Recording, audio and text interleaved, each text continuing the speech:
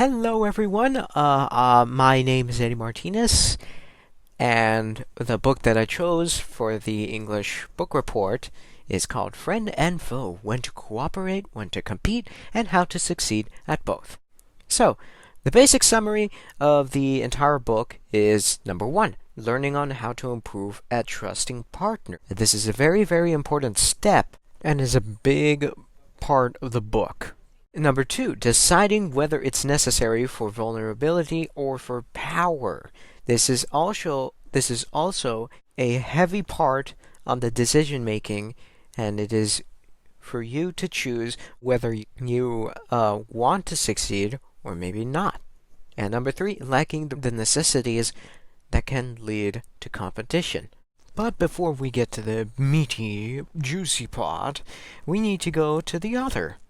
Adam Galinsky is the writer, and he is also an American social psychologist and is known for his research on such genres known as power, leadership, ethics, decision making, and negotiations, which all of them make a big part that make the book more informative. Let's go to the first point. How changing the environment changes people. The environment can change people a lot depending their surroundings of a person's relationship. Maybe it could be any friend that could be passing by and changing the mood altogether, or maybe walking past an enemy you recognize causing to destroy or even worsen the experience. Not only that, but there will be a part where someone has to be aware on which decisions they want to make. Each decision will make alterations to the ore you produce, and if you're not taking it seriously or carefully, there might be consequences that will forever change your life. The second point that the book is trying to make, and the author as well, is lacking the resources could lead to serious competition. Let's say if someone has to do a project in an AP class. He's an 11th grader who reads a lot, he does his homework, he has good grades, and he's ready for everything. Unfortunately, he was too gullible to rethink about his decision. A person who sits right across him tricks him in order to do another assignment instead of the one loosely focused on the project.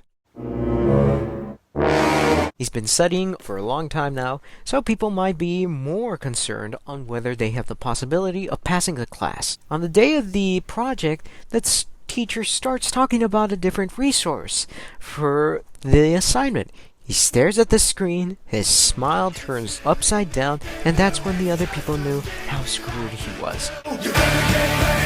Making yourself vulnerable at a horrible time will affect you badly.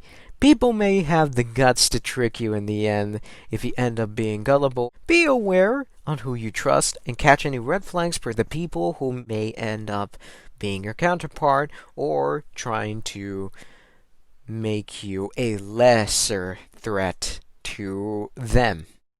The last point brings us how deciding should result in good results.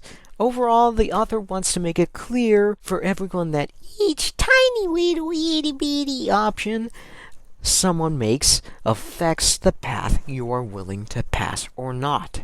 This book helps on how to improve on what you really want to improve on some aspects of life, or maybe even yours. And in order to do that, you may end up wanting to improve your relationship that you have with someone. Maybe handling their status well, or maybe trying to name each other in fun ways like Buddy.